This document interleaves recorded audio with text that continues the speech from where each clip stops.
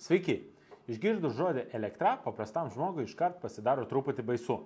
Suprantu, kad visur jau ta elektra, jau pripratote ir daugiau nebebaisu. Tai kiškite tada pirštą į rozetę. Ne? Nesinori? Kodėl? Aha, vis dėlto baisu. Nieko, nebijokit, tuoj viską papasakosiu ir baisų daugiau nebebus. Spėju, kiekvienam iš jūsų yra girdėtas renginys srovės nuotėkio rėlė. Tai įrenginys apsaugantis žmogų nuo elektros smūgio. Ir iš esmės tai vienintelis įrenginys, kuris jūs apsaugo nuo elektros smūgio. Visi kiti įrenginiai apsaugo jūsų kabelio linijas, techniką ir viskas. Bent jau man kažkaip neteina daugiau įrenginių, kurie skirti jūsų gyvybės apsaugai. Šalmas gal, bet nepadės jisai nuo elektros. Parašykite į komentarus, kokie tai dar galėtų būti įrenginiai, kurie apsaugo žmogų nuo elektros smūgio. O po to, kai parašysite, pakalbėkime su jumis apie labai jautrią temą, kuri kelia daug diskusijų visokiose elektrikio formose. Kokiusgi įrenginius reikia jungti per nuotėkio rėlį, o kokių nereikia. Bet kol aš nepradėjau, paspauskite ten laiką, užprenumeruokite kanalą. Mums ten liko mažiau 300 žmonių iki 8000 subscriberių, o kai pasieksime tą skaičių, būtinai padarysim kokį nors naują konkursą. Ir beje, praeito konkurso prizai jau atkeliavo į Lietuvą, o nugalėtojai paskelbti dar praeitą savaitę. Tai eikite į skiltį community ir pasitikrinti, ar nėra jūsų tuose sąrašuose. Ir jeigu rasite ten savo vardą, tai susisiekite su manim paštu arba per messengerį. O jeigu nėra, tai įtampos rėlę galite įsigyti mūsų internetinėje parduotuvėje. Nuorodą paliksiu aprašyme.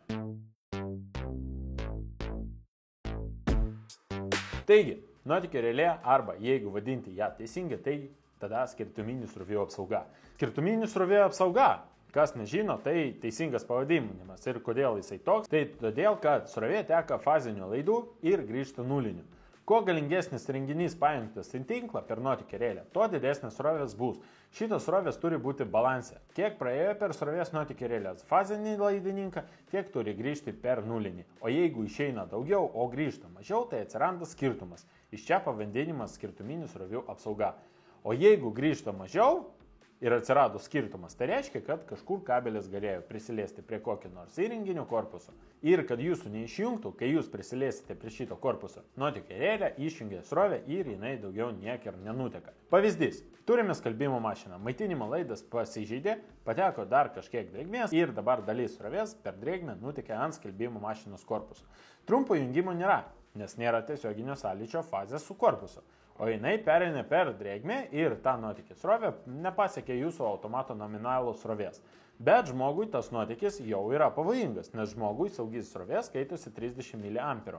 Ir tai priklauso nuo daugelio parametrų. Ir kad žmogus negautų per nagus didesnį nei 30 mA srovę, tam yra naudojamos srovės nuotėkio rėlės.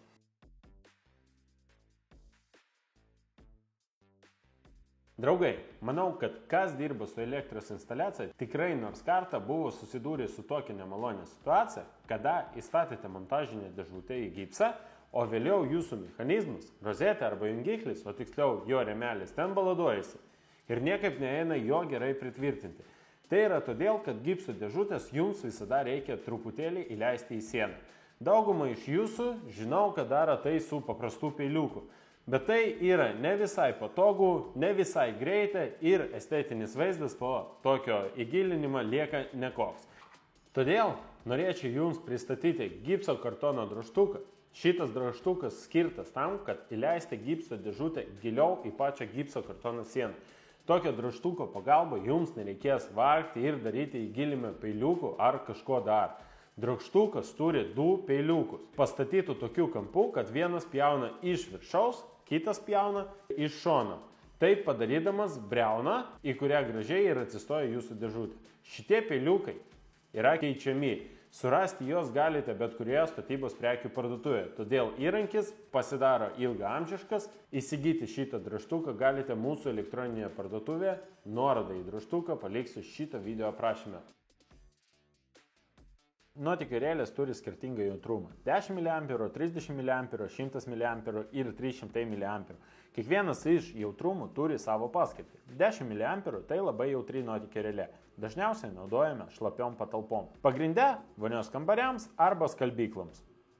Nežinau, kokios ten dar gali būti šlapios patalpos namuose. 10 mA nuotėkio rėlės paprastai būna brangesnės už standartinės 30 mA rėlės. Bet atsiradus srovės nuotėkiai, jinai atsijungs praktiškai prie minimalaus nuotėkio. Tai yra net 3 kartus greičiau negu standartinė 30 mA nuotėkio rėlė.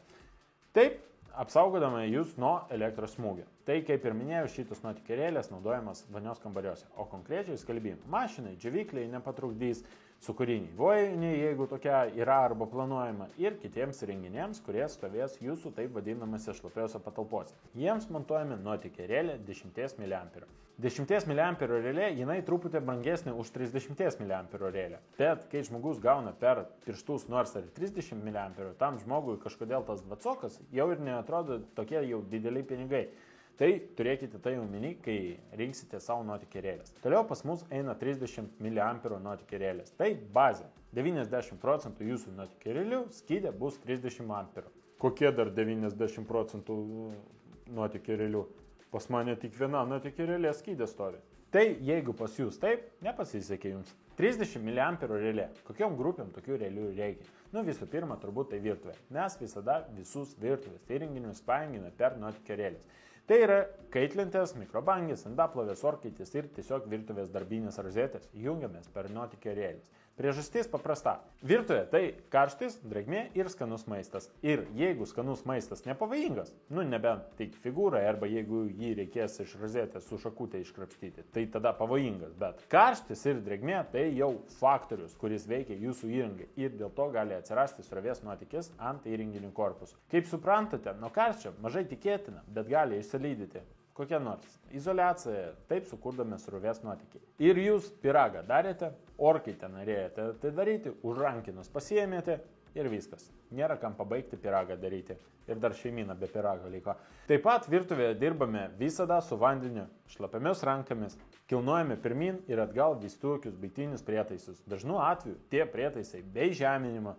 Ir vėl ta pati situacija. Griebiausi už blenderio šlapiamis rankomis ir viso. Tyrelės nėra kam pabaigti. Virtuvė tai tokios savotiškos dirbtuvės namuose, su daug elektros pavojaus taškų. Todėl visą virtuvę mums visada reikia apsaugoti nuo srovės nuotėkio. Virtuvėje dažniausiai naudojame trifazę nuotėkio rėlę.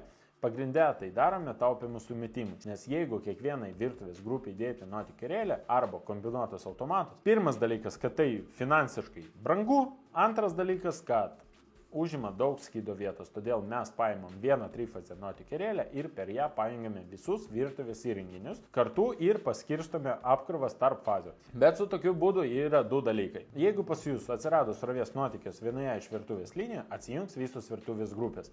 Todėl montuoja trifazę nuotėkio rėlę, geriausiai kiekvienos linijos nulinį laidininką skydę pažymėti. Tai aplengvės ateityje gedimo paiešką. Antras dalykas, kad girdėjau tokių istorijų, kad tam tikrų gamintojų nuotėkio rėlės dėl vidinio broko po kelių suveikimų nesujungė nulinio kontakto ir padavė 3 fazės be nulio ir atitinkamai sudegė daug virtuvinės technikos. O paskui pas mane dar klausė, kodėl, Manfredai, tu vien Hagerį montuoji?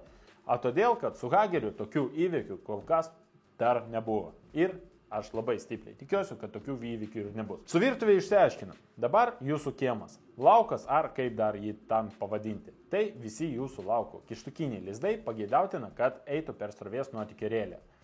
Nes laukia visada yra pavojus, kad pradės šlapti jūsų rozetės ar kiti įrenginiai. Ir jūs tokių pačių principų kaip prieš tai, praėjo lietus, išėjote į kiemą, pajungėte, ką nors į kištukinį lizdas ir viskas. Užtat prieš tai 30 € sutaupėt ant nuotėkio rėlės laukui. Jeigu vertinate savo gyvybę daugiau negu 30 €, tai tada siūlyčiau lauko kištukiniams lizdams rengti skirtuminių srovių apsaugą.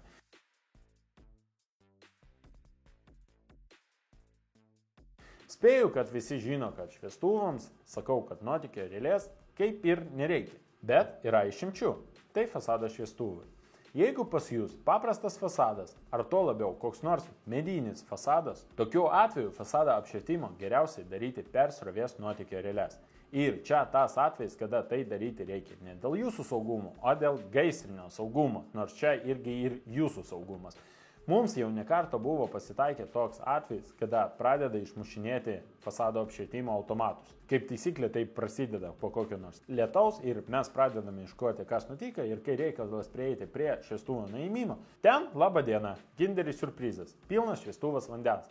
Ir tokiu atveju, jeigu jau pradėjo mušti automatą, tai reiškia, kad srovė ten maždaug virš 10 amperų per korpusą kažkur nuteka.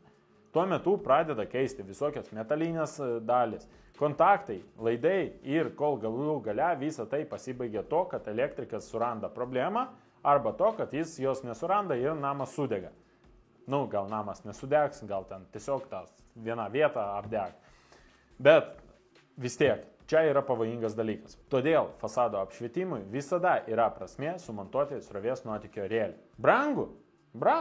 Nu ką daryti?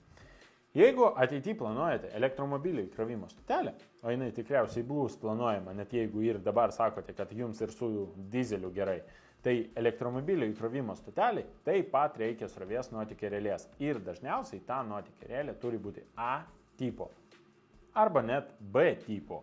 A tipo nuotėkio rėlė tai nuotėkio rėlė apsauganti nuo nuolatinės pulsuojančios srovės. Kur rasti tokią srovę? Tokią srovę mes galime rasti bet kuriame elektros įrenginyje, kuriame yra maitinimo šaltinis. Tai yra bet kuris kompiuteris, skalbimo mašina, indaplovė ir bet koks kitas įrenginys, kuris turi kokį nors maitinimo šaltinį. B tipo nuotėkio rėlė skirta nuolatiniai sroviai ir tokią srovę mes turime mūsų elektromobilio baterijose ir fast charger'uose. Bet B tipo srovės nuotėkio rėlė reikalinga tik tuo atveju, kai įkrovimo stotelė neturi viduje RCD filtro. Jeigu įkrovimo stotelė šitą filtrą turi, tai jums pakaks ir A tipo nuotėkio rėlės. Jeigu šito filtro nėra, teks papildomai pakloti keliasdešimt eurų už B tipo nuotėkio rėlę, nes jinai kainuoja ženkliai brangiau už A tipo nuotėkio rėlę. Kodėl? Neaišku, bet brangiau. Džiugu, kad išsiaiškiname su įkrovimo stotelėm. Galime judėti toliau. Kambariai ir kambarių kištukiniai lizdai.